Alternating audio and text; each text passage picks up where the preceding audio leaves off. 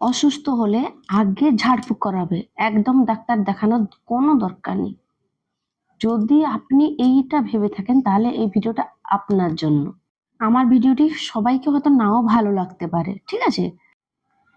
ঝাড়ফুঁক আমাদের সমাজে বহুকাল থেকে চলে আসা এক ধরনের কুসংস্কার।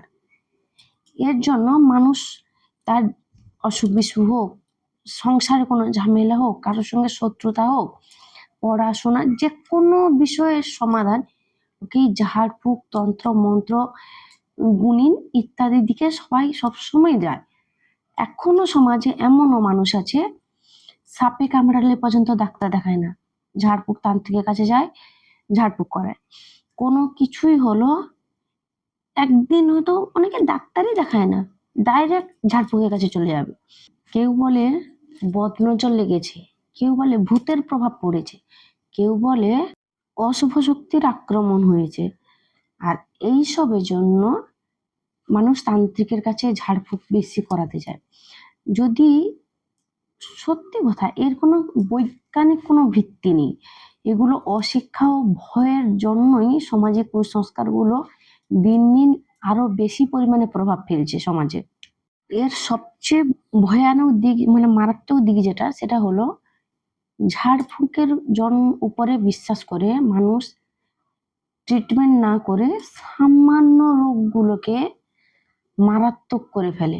অনেক মানে সামান্য যেটা হয়তো দুদিন ওষুধ খেলে মানে সেরে যেত, সেই রোগগুলো ঝাড়ফুঁক করিয়ে, মাদুলি দিয়ে, তন্ত্রমন্ত্র করিয়ে চেপে রাখার জন্য, সারানোর জন্য এটা দিন দিন আরো ভয়ঙ্কর রোগে পরিণত হয়।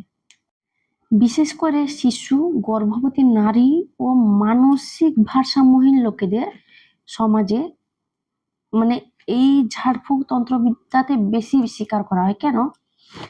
বাচ্চাদের ধরো জ্বর হয়েছে, সারছে না, দুদিন হলো, তার মানে হাওয়া লেগে গেছে, একে ঝাড়ফুঁক করাও।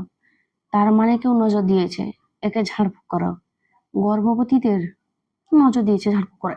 এই বিশেষের জন্যই এদের উপরে বেশি এর প্রভাবটা ফেলে, মানে বেশি এদের উপরেই ট্রিটমেন্টটা করা হয়। কিছু অসাধু ব্যক্তি এই মানুষের কুসংস্কারের মনোভাবের জন্য সুযোগ নিয়ে নিজেকে ওঝা, তান্ত্রিক বলে পরিচয় দিয়ে মানুষের কাছ থেকে হাজার হাজার টাকা লুটছে। এই ঝাড়ফুঁকের কারণে সমাজে প্রত্যেকটা বিষয় যে বৈজ্ঞানিক যে ব্যাখ্যা, বৈজ্ঞানিক যে ভিত্তি, সেগুলো কিন্তু দুর্বল হয়ে পড়ছে। ঝাড়ফুঁক, তন্ত্রবিদ্যা এগুলো বড় হয়ে পড়ছে। ফলে সমাজে মানুষ বৈজ্ঞানিক ব্যাখ্যার বদলে অন্ধবিশ্বাসে অভ্যস্ত হয়ে পড়ছে।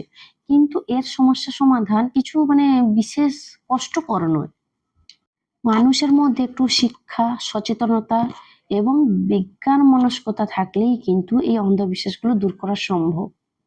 পরিবার থেকে, স্কুল, সমাজ, মিডিয়ার মাধ্যমে বোঝাতে হবে যে কুসংস্কার নয়, কোনো কিছু হলে ডাক্তারের ট্রিটমেন্ট নিতে হবে।